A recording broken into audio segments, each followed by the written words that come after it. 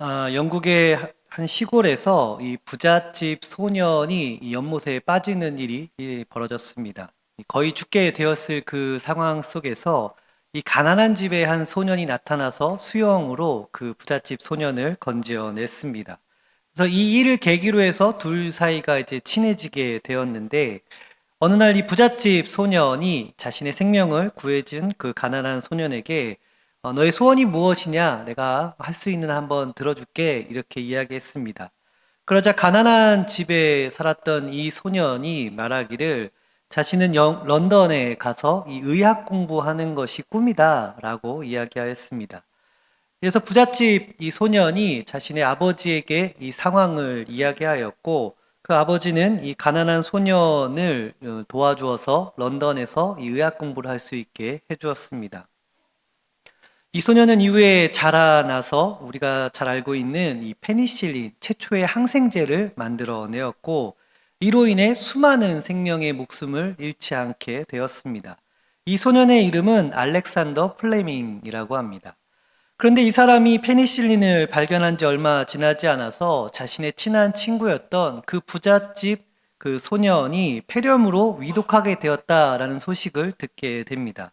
그래서 그는 급하게 페니실린을 들고 그 친구에게 달려가였고, 간신히 그 친구를 살려내게 됩니다. 그리고 이렇게 살아난 그 친구는 영국의 유명한 수상인 윈스터 처칠이라고 합니다. 이처럼 사람 사이의 만남은 놀라운 역사들을 이루어내는 것 같습니다. 플레밍이 이 친구를 만나지 못하였다면 의학 공부를 할 수 없었을 것이고, 또 플레밍이 이 페니실린을 만들어내지 못하였다면 처칠 또한 생명을 잃었을 것이기 때문에 그러합니다. 그리고 2차 세계대전의 방향은 아마 전혀 다르게 또 흘러갔을지도 모를 것입니다. 이와 같이 하나님의 역사는 모든 만남 속에서 이루어지는 것을 보게 되어집니다. 그러한 차원에서 오늘은 우리가 만남에 대해서 함께 살펴보고자 합니다. 특별히 예수님께서 이 나다나엘을 만나시는 이 장면을 통해서 하나님께서 무엇을 뜻하시고 계시며 우리가 어찌 살아가야 할지 함께 고민하는 시간을 갖고자 합니다. 우리 주님의 크신 은혜가 이 시간 가운데 함께 하시길 간절히 소망합니다. 보통 우리가 만남을 생각할 때에 두 가지 종류를 생각하게 됩니다.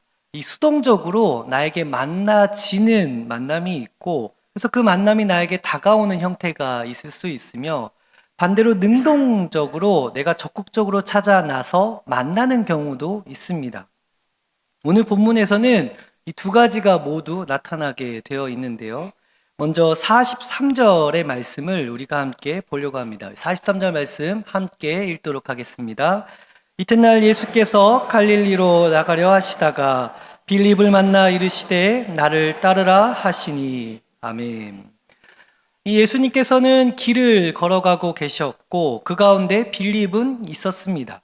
여기서 빌립이 어떠한 것을 했다라는 기록은 전혀 없습니다. 그저 빌립은 그곳에 있었을 뿐인데 예수님께서 다가오셨고 빌립은 만나서 예수님을 따랐습니다. 즉 빌립의 입장에서는 그곳에서 가만히 있었는데 예수님께서 다가오셔서 자신을 만나 준 것입니다. 반면 45절의 말씀은 반대의 이야기를 하고 있습니다. 이 표시되어져 있는 부분만 우리 함께 읽도록 하겠습니다. 시작. 빌립이 나다나엘을 찾아 이르되. 예. 여기서 보시면 아시겠지만 빌립은 이제 반대로 직접 찾아서 나다나엘을 찾아가는 모습을 보여주고 있습니다. 빌립은 자신이 만난 그 예수님을 이 나다나엘에게 알려주고자 직접 찾아 나선 것입니다. 물론 나다나엘의 입장에서는 빌립이 찾아온 것이지만 빌립의 입장에서는 능동적으로 찾아가서 그를 만난 것입니다. 간혹 우리가 이 좋은 만남을 원할 때에 이러한 고민을 합니다.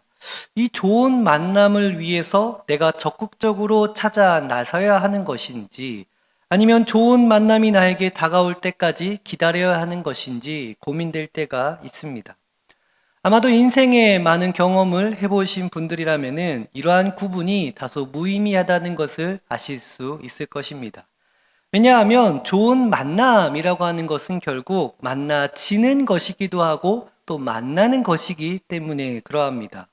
다시 표현하자면은 좋은 만남이 내게 다가올 때까지 내가 준비되어져야 하기도 하면서 또 좋은 만남이 이루어졌다 할지라도 내가 적극적으로 그 만남을 위해 노력할 때에 온전한 만남이 이루어지기 때문에 그러합니다. 그래서 만남이라고 하는 것은 때로는 수동적이기도 하면서도 또 능동적인 것이기도 합니다. 그런데 우린 여기서 이 만남의 형태보다 더 중요한 요소를 생각해 볼 수 있습니다. 만남이 내게 다가오기도 하며 또 내가 다가가기도 해서 이 만남이 시작되어지는 모습을 보여주는데, 그런데 이 만남이 시작되어지는 단계에서 그 불씨가 꺼지는 경우가 매우 많습니다. 만나지게 되든 혹은 만나게 되든지 만남이 본격적으로 이루어져야 하는데 그것이 이루어지지 못하는 것입니다. 그 이유는 바로 선입견을 갖고 있기 때문에 그러합니다. 46절 말씀인데요. 우리 46절 말씀 한번 다 같이 읽도록 하겠습니다. 나다나엘이 이르되 나사렛에서 무슨 선한 것이 날 수 있겠느냐. 빌립이 이르되 와서 보라 하니라. 아멘. 나다나엘은 이 갈릴리 나사렛이라고 하는 그 동네를 너무나도 잘 알고 있었습니다. 왜냐하면 이 나다나엘이 이 북부 벳세다라고 하는 곳에 거주하고 있었는데 이 같은 북부 지방이었던 이 나사렛에 대해서 너무나도 잘 알고 있었기 때문에 그러합니다. 그냥 차라리 저 먼 동네라고 한다면은 모를 수 있었을 텐데 이 같은 지역에 있다 보니까 그 나사렛이라고 한 동네가 어떤 동네인지 뻔하게 잘 알고 있었던 것입니다. 나다나엘이 거주하였던 이 백세다라고 하는 지역은 갈릴리 호수의 북부 지역에 위치하고 있었는데, 그러다 보니까 이 어업과 농업을 병행하면서 그 나름대로 소득이 꽤 있었던 동네였습니다. 그런데 이 나사렛이라고 하는 동네는 저쪽 산 위에 위치하고 있었고 또 매우 메마른 땅이었기 때문에 농업조차 제대로 이루어지지 않아서 많은 인구가 거주할 수 없었습니다. 인구도 작고 또 수입원도 적었기 때문에 대체적으로 소득이 낮은 이곳에서 이 사람들의 수준도 상당히 낮았고 당연히 교육도 제대로 발전되지 못하였습니다. 따라서 이러한 작고 가난한 동네에서 위대한 인물은 나올 수 없다라고 판단하고 있었던 것입니다. 그런데 이 선입견이 나다나엘로 하여금 그곳의 출신에 대해서 이미 선 판단을 내리게 되어진 것입니다. 아무리 자신의 친한 친구인 이 빌립의 설명이 있었다 할지라도 들려지지 않는 것입니다.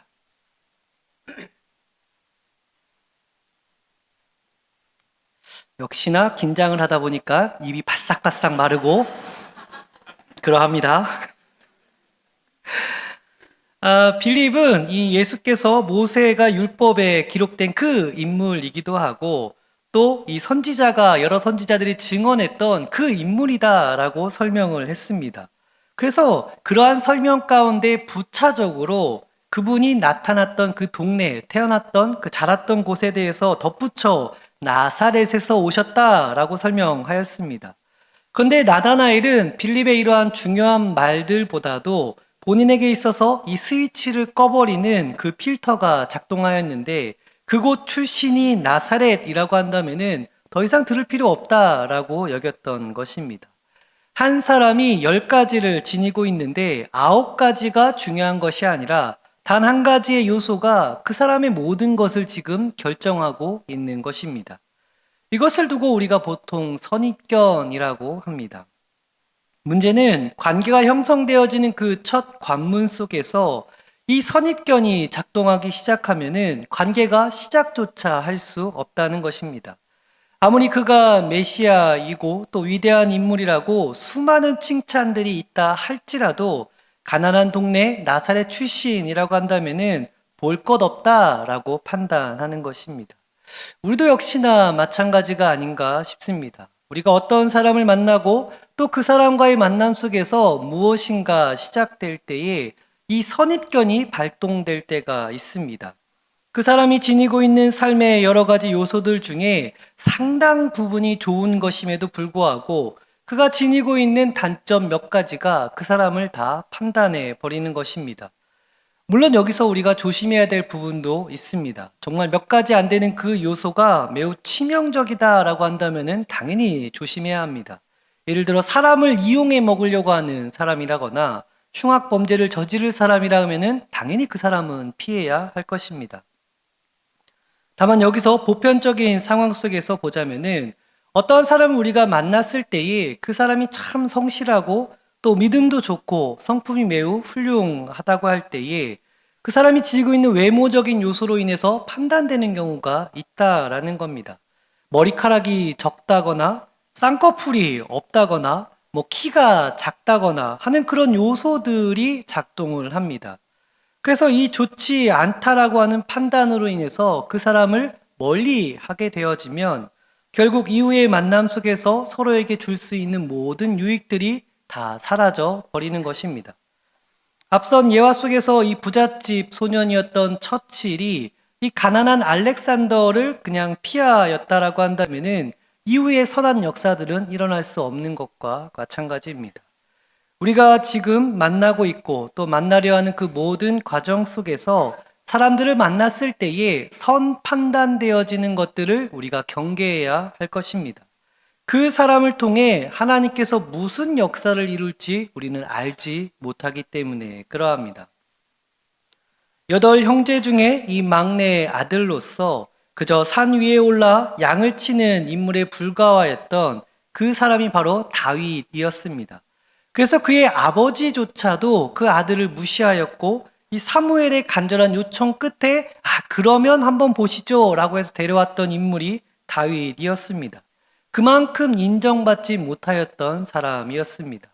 그런데 하나님은 그 다윗을 택하였고 그로 인하여 놀라운 역사를 이루어내셨습니다.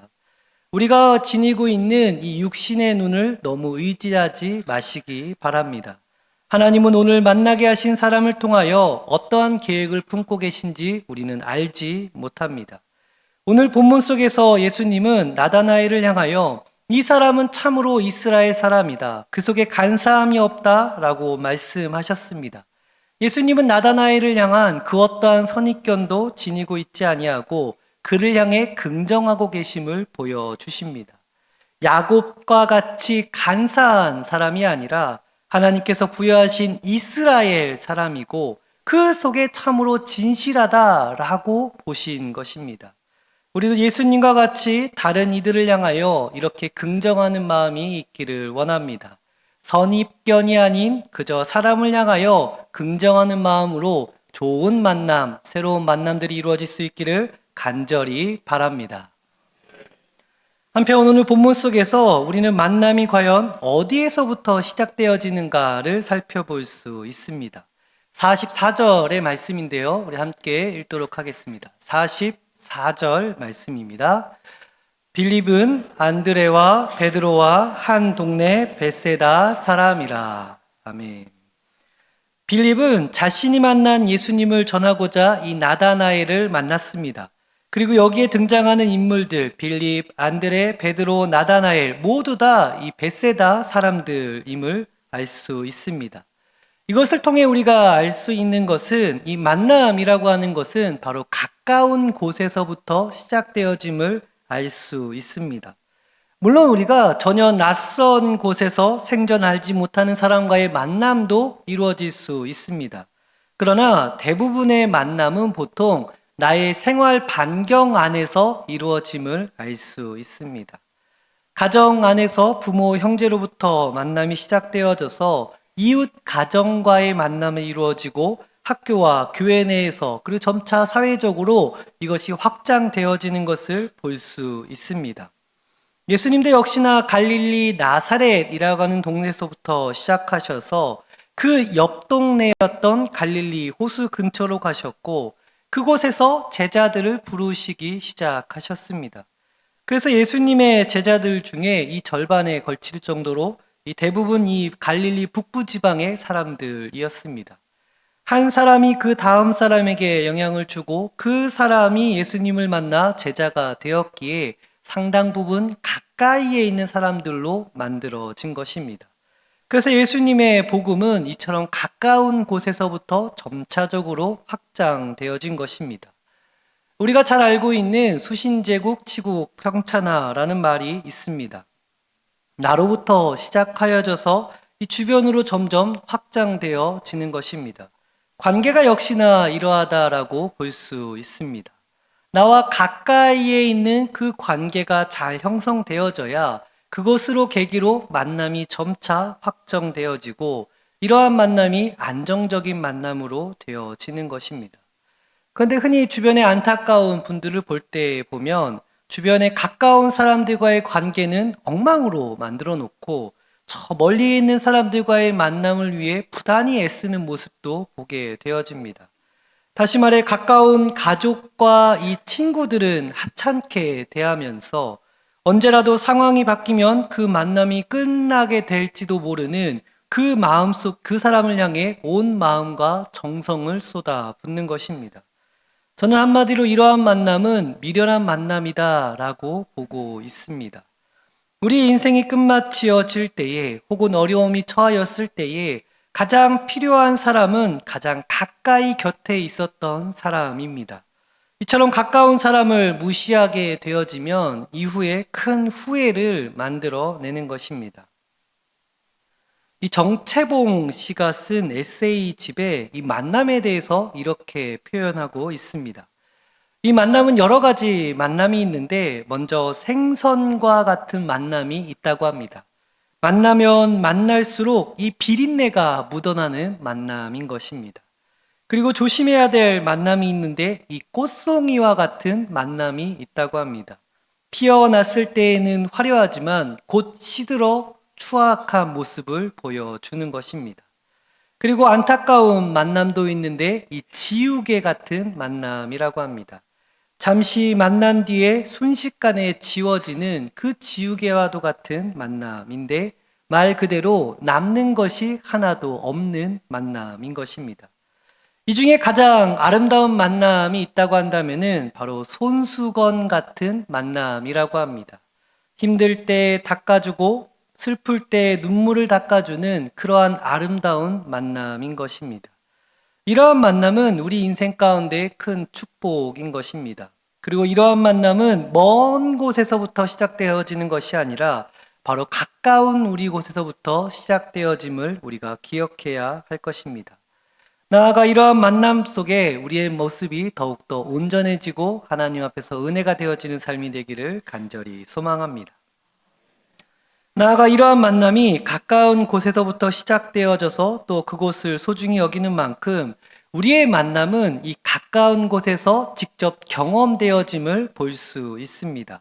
이 46절의 말씀 속에서 이것을 나타낼 수 있는데요. 46절 말씀 우리 다시 한번 보도록 하겠습니다. 함께 읽겠습니다. 나다나엘이 이르되 와서 보라 하니라. 아멘. 빌립은 정말 소중한 만남이 있는데 이 만남을 꼭 만나라 라고 나다나엘을 설득합니다.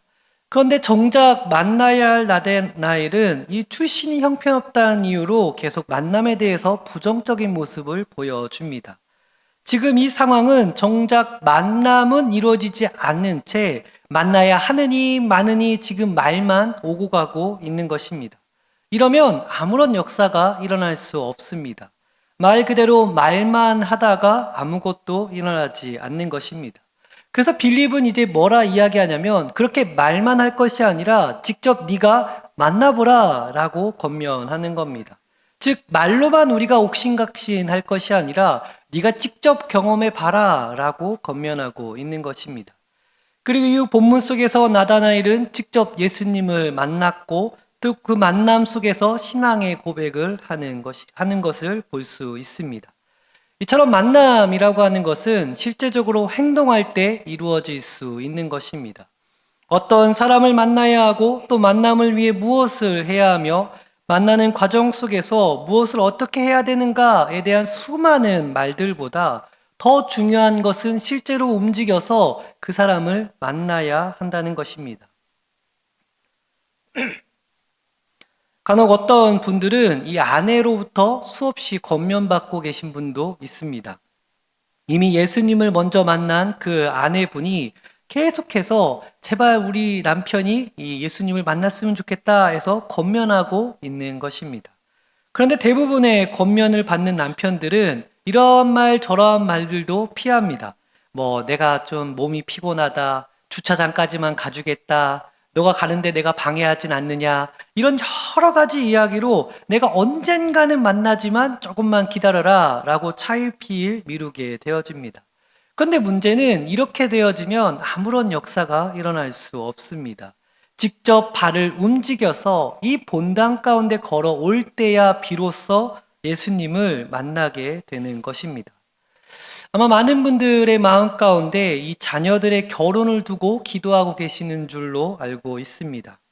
개인적으로 이 좋은 만남을 위해서 우리가 기도할 필요도 있지만 조금 더 우리가 구체적으로 기도한다면은 우리 사랑하는 자녀들이 만남을 두고 상상만 하는 것이 아니라 제발 직접 만나기를 기도해야 할 것입니다. 그래서 이 자녀의 마음속에 상상으로만 좋은 남자, 완벽한 여자만을 추구하는 것이 아니라 현실 속에서 이 사람, 저 사람 만나가면서 아, 내가 완벽한 사람이 아니구나. 또 나도 완벽한 사람을 만날 것이 아니라 나에게 맞는 사람을 만나야겠구나 라는 경험을 할 수 있도록 기도해야 하지 않을까 싶습니다. 무엇보다 예수님과의 만남도 역시나 그러합니다.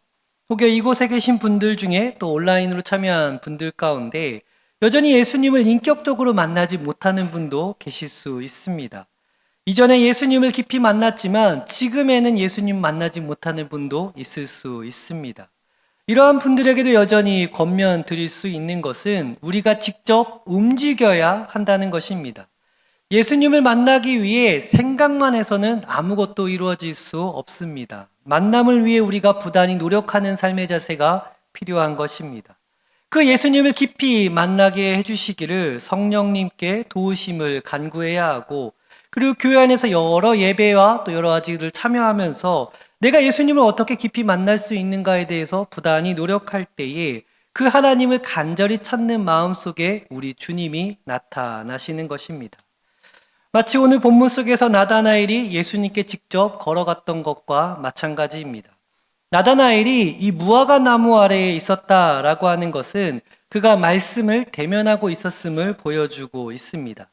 이 당시 무화과 나무 아래에서는 이 율법이 연구되어지고 있었는데 그래서 네가 무화과 나무 아래에 있었다라는 표현은 그 무화과 나무 아래에서 율법을 보고 있었는데 그런데 그곳에서 말씀만 보고 있었다라고 하면은 아무런 역사가 일어나지 않는다라는 겁니다. 도리어 수많은 그 말씀 속에서 판단만이 이루어져서 이 나사렛이라고 하는 동네는 날 수 없어라고 하는 생각을 만들어낼 뿐인 것입니다. 그런데 그가 무화과 나무에서 일어나서 직접 움직여 예수님을 만났을 때에 그의 신앙이 고백되어지고 이 예수님을 인격적으로 만나게 된 것입니다. 가까운 곳에서 그리고 실제로 움직임을 통하여 하나님과 사람을 만나야 하는 것입니다. 그리고 이러한 만남 속에 우리의 새로운 역사, 이전에 알지 못하였던 놀라운 일들이 펼쳐지는 것입니다.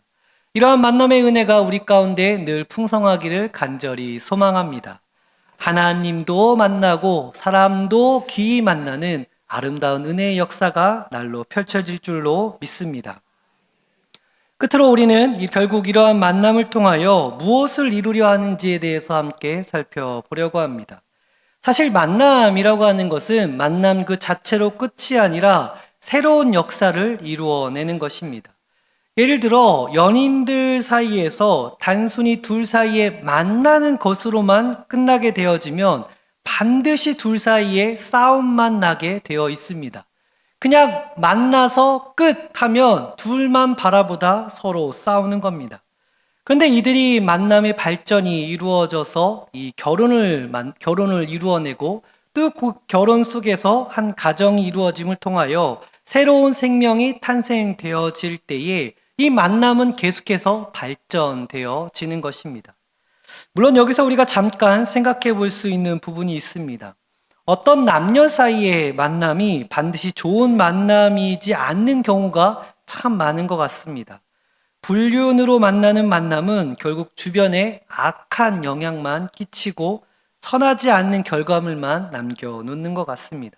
그래서 우리가 사실 만남을 위해서 기도할 때에는 두 가지를 놓고 기도해야 하는 것 같습니다. 하나는 좋은 만남을 통하여 선한 결과를 이루어내는 그러한 아름다운 만남이 있을 수 있도록 기도해야 하기도 하지만, 또 다른 기도는 만나지 말아야 할 만남은 만나지 않게 해달라고 기도해야 하는 것입니다. 만남의 복이라고 하는 것은 만나지는 것도 복이지만 사실 만나지 않게 되는 것도 복인 것입니다. 그래서 우리가 기도할 때 이 만남과 만나지 않게 되어짐을 함께 기도해야 할 것입니다. 다시 본문으로 돌아와 우리의 만남이 이루어내는 결과들은 오늘 본문 속에서 함께 살펴볼 수 있는데요. 우리 50절과 51절 말씀, 우리 길지만 함께 한 목소리로 읽도록 하겠습니다. 50절, 51절 말씀 제가 읽겠습니다. 우리 50절과 51절 말씀입니다. 예수께서 대답하여 이르시되 내가 너를 무화과 나무 아래에서 보았다 함으로 믿느냐? 이보다 더 큰 일을 보리라. 또 이르시되 진실로 진실로 너희에게 이르노니 하늘이 열리고 하나님의 사자들이 인자 위에 오르락 내리락 하는 것을 보리라 하신지라. 아멘. 여기서 우리는 이 본문의 배경이 정확히 무엇을 염두에 두고 이야기하고 있는지를 알 수 있습니다. 바로 베델에서 하나님을 만난 이 야곱의 이야기입니다. 야곱은 형을 피하여 이 도망하던 중에 베델이라고 하는 곳에 이르러 잠을 청하였는데, 이때 사닥다리를 오르고 내리는 이 사자들을 보게 되어집니다. 이때 하나님은 야곱에게 이 땅을 주시면서 그의 지경이 넓어지며 또 많은 이들이 이 야곱을 통하여 복을 받게 될 것임을 선포하십니다. 그리고 이에 대한 반응으로 야곱은 세 가지를 다짐하였는데, 하나님께서 나의 하나님이 되어지심과 지금 있는 곳이 하나님의 집, 곧 베델이 되어지는 것, 그리고 11조를 드릴 것에 대해서 고백하게 되어집니다. 바로 이 점을 오늘 본문 속에서 예수님은 이 나다나엘이 이후에 이러한 역사 속에 참여할 것, 곧 큰 일 가운데 참여하게 되어질 것을 말씀하고 계십니다. 다시 말해 나다나엘은 이 예수님과의 만남을 통하여 그의 지경이 넓어지는 것과 이 나다나엘을 통하여 많은 이들이 복을 얻게 되어지는 그 약속을 부여받는 것입니다. 그리고 이에 대한 응답으로 나다나엘은 예수께서 자신의 구주가 되어지심을 고백하고 자신이 있는 곳이 하나님의 나라가 되어지며 자신의 있는 모든 것이 하나님의 것임을 고백하게 되어지는 것입니다. 한마디로 예수님과의 만남을 통해 나다나엘은 이제 하나님의 사람으로 거듭나서 더 큰 삶 가운데 나아가게 될 것을 주님은 말씀하신 것입니다. 앞서 만남에 대해서 여러 가지 이야기들을 드렸습니다. 그런데 이 만남에 대해서 우리가 다시 생각해 볼 때, 그래서 결국 만남을 통해 우리가 무엇을 할 수 있느냐라고 질문할 수 있습니다. 다시 말해 만남에 대한 근본적인 질문인 왜 만나야 하는가에 대해서 생각할 수 있다는 겁니다. 그리고 이에 대한 질문 속에 오늘 본문은 그 만남을 통해 하나님의 크신 역사, 하나님의 새로운 역사가 이루어져야 하기 때문이다라고 답하고 있습니다. 간혹 부탁을 받아서 이 기도를 하게 되는데 이 자녀를 위해서 기도할 때가 있습니다. 혹은 특별히 사업장에 계신 분들을 위해서 이 기도할 때가 종종 있습니다. 제가 이러한 기도 부탁을 받을 때 항상 빼놓지 않고 하는 기도의 내용은 이 만남의 복을 위하여 기도하게 되어집니다. 그리고 기도 속에 직접적으로 표현하지는 못하지만 마음속으로 항상 기도하는 것은 이 만남의 역사 속에 그 만나는 것으로 끝나는 것이 아니라 하나님의 새로운 역사가 이루어질 수 있기를 간구합니다. 잘 만나서 일이 잘 풀리고 또 인생이 잘 풀려지는 것으로 끝나는 것이 아니라 그 만남 속에 나타난 결과들이 하나님께 영광이 되어지며 이에 속한 이들에게 기쁨이 되어지는 그 만남의 결과를 놓고 항상 기도하는 것입니다. 그래서 우리가 이렇게 기억하였으면 좋겠습니다. 만남의 종착지는 잘 만나는 것이 아닙니다. 잘 만나서 내가 잘 되는 것은 반쪽짜리 만남인 것입니다. 진정한 만남은 그 만남 속에 하나님의 역사가 일어나야 하는 것입니다. 그래서 그 만남을 통하여 하나님의 나라가 확장되어지고 믿음의 고백들이 이루어지는 것이며 모든 것이 하나님의 은혜임을 깨닫는 그 선한 역사가 이루어져야 하는 것입니다. 그래서 우리의 만남의 결과가 이러한 선한 것이면 그 만남은 좋은 만남인 것이고, 만남을 통하여 그저 잘 먹고 잘 살고 내가 잘 되고 행복한 것으로 끝난다면 그것은 반쪽짜리 만남인 것입니다. 따라서 권면드리기는 우리 주님의 선한 만남의 역사가 우리 모두에게 이루어지시길 간절히 소망합니다. 그리하여 주님 보시기에 아름다운 만남이 여기에 계신 모든 분들의 삶 가운데 날마다 풍성하게 이루어질 수 있기를 간절히 축원합니다. 말씀을 정리하고자 합니다. 우리는 만나지는 만남과 또 내가 만나는 그 만남 속에 다양한 만남들을 경험하고 있습니다. 다만 이 가운데 우리는 너무나도 소중한 이 만남을 가장 방해하는 요소, 그 선입견을 버려야 함을 함께 살펴보았습니다. 나와 만나는 이들을 향한 그 선판단을 내려놓으시고 만나게 하신 하나님의 뜻이 어디에 있는가 깊이 살펴보는 그 지혜가 있어야 할 것입니다. 또한 우리는 이 소중한 만남이 어디에서 이루어지는지를 살펴보았는데 바로 만남은 나와 가까운 곳에서부터 시작되어집니다. 따라서 우리는 내 주변을 소중히 여겨야 하고 그 만남이 실제로 이루어져가는 만남 속에 하나님의 은혜를 발견해야 할 것입니다. 끝으로 우리는 이러한 만남을 통하여 무엇을 이루어야 할지 살펴보았습니다. 만남이 단지 만남으로 멈추게 되어지면 물이 고여 썩듯이 썩을 수밖에 없습니다. 만남은 반드시 방향이 결정되어져야 하고 그 결과들을 만들어내야 하는 것입니다. 그러한 차원에서 오늘 본문은 야곱이 베델에서 하나님을 만난 그 사건을 언급하고 있습니다. 그리고 이를 통해 우리는 하나님의 나라가 확장되어지는 것과 믿음의 고백들, 그리고 하나님의 뜻이 선하게 이루어져가는 그 역사들을 향하여 만나야 한다는 것을 생각할 수 있습니다. 주 안에서 선한 만남들이 더욱더 풍성하게 이루어질 수 있기를 바랍니다. 그리고 이 만남을 통하여 선한 소식들이 더욱더 증거되어지는 아름다운 날들이 이루어지기를 간절히 원합니다. 이 시간 우리가 그 마음 담아 함께 고백하며 마무리했으면 좋겠는데요. 저를 따라 함께 고백해 볼까요? 나의 만남을 통하여 주님의 역사가 이루어지게 하소서. 한 번 더 고백하겠습니다. 나의 만남을 통하여 주님의 역사가 이루어지게 하소서. 이러한 고백 속에 날마다 주님의 크신 역사를 이루어가는 우리 모두가 되기를 간절히 축원합니다. 기도하겠습니다.